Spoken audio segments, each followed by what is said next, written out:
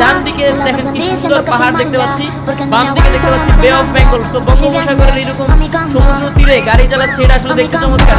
এনা একটা বাসটা ওভারটেক করে বলছে হালকা করে ব্রেক লাগান, ব্রেক লাগানো তার ব্রেক, তার ব্রেক হালকা করে ব্রেক, ব্রেকটা আসলে কাম করলো না কেন বুঝলাম না।